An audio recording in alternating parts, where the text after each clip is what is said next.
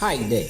Did you know that 18.5% of your basic salary is taken every single month? You might be wondering, where does it all go to? Why is it even deducted in the first place? Stay tuned, because in this video I am going to explain in simple terms where your 18.5% goes, why it's mandatory, and how you can actually track to see where they are. But first, subscribe to this channel, like this video, and share this with friends and colleagues for us to get ourselves empowered with knowledge. You see, the big question which has been, why is 18.5% deducted from your salary, is going to be answered. The important and the key aspect of it is that it all begins with the law of the country, because the National Pensions Act 2008, Act 766, makes it mandatory for every formal sector worker to contribute towards their pension or towards their retirement. And so as a worker, you contribute an amount of 5.5% from your basic salary. Then your employer will also add 13% of your basic salary,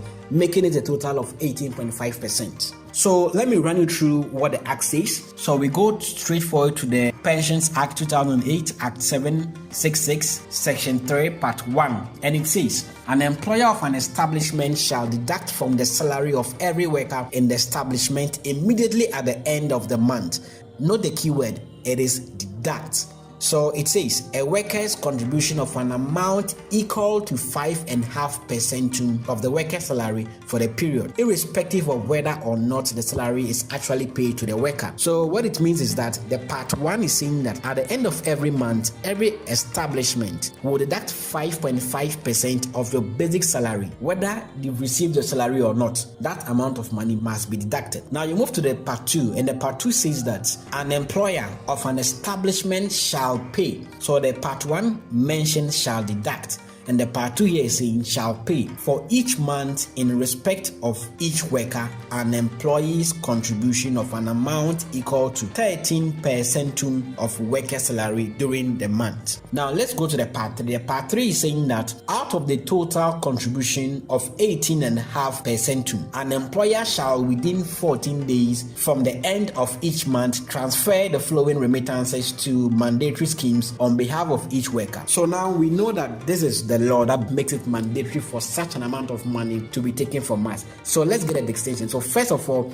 the employer will take 5.5% from your basic salary before it gets to you, and then the employer will add 13% of your basic salary, and that 13%, you don't see that on your payslip, but you see the 5.5%. It will make it 18.5%. Now let's see where the 18.5% goes. So out of the 18.5%, 13.5% of that amount is paid to SSNIT, which is the Social Security and National Insurance Trust, and 5% is paid into your Tier 2 pension fund, which is normally managed by private insurance entities.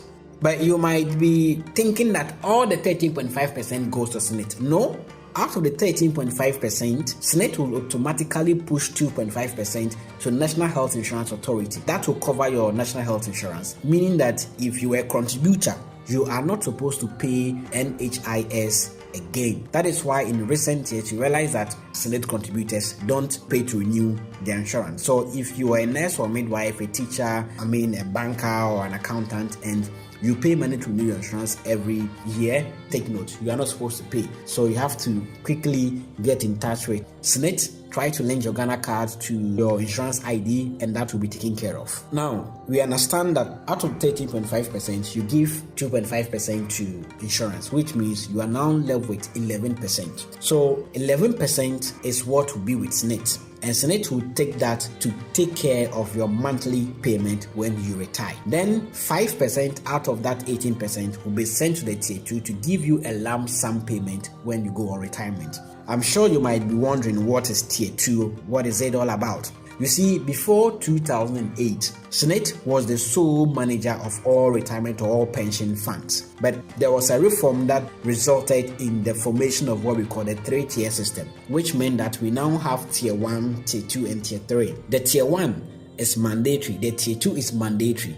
The Tier 1 is now managed only by SSNIT. What it means is that if you go on retirement today, SSNIT is the one who is going to pay your monthly retirement money. Then the Tier 2, which is now managed by occupational sector pension schemes, will pay your lump sum for you. When we say lump sum, it means the bulk or the huge amount of money that will be given to you when you go on retirement. Then we move to the tier 3. The tier 3 is voluntary. You can decide to do it or not. So let's move on with that. I'm sure maybe you might be asking me, so how about the 2.5%? Is there any law that backs it?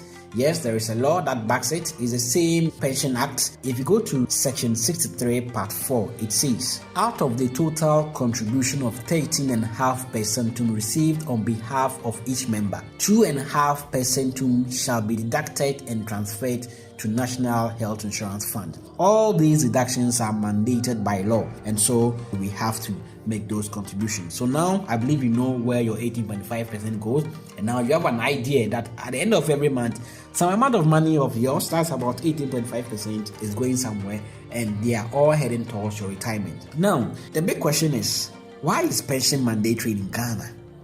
You see, pension isn't just about retirement, it's about financial protection and security. The mandatory pension system in Ghana is there to ensure that you will have an income even when you can no longer work due to old age or when you become invalidated. You see, that is maybe you find yourself in a situation where you can't work, you can involve yourself in an accident or illness that makes you incapacitated. So that is where your pension will stand in for you. If you even pass away, we have something we call benefit, okay, or death benefit that will be given to your dependent or people that you nominated to be your dependent. That amount of money will be given to them from this pension. So in essence, SSNIT exists to replace our lost income. It exists to protect workers, and it exists to reduce poverty among the elderly and the vulnerable. Now let's move to the second part of it.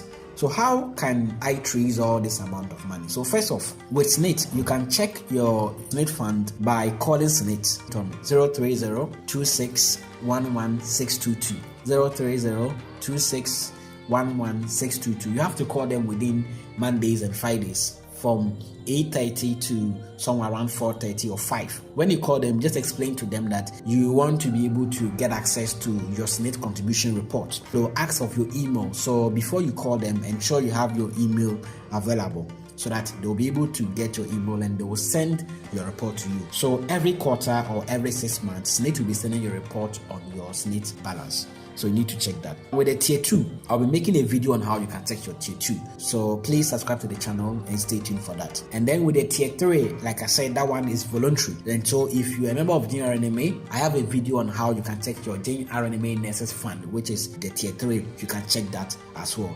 So thank you so much for staying tuned. And if you find this video very valuable and informative, please subscribe to the channel, like this, and share it with other colleagues.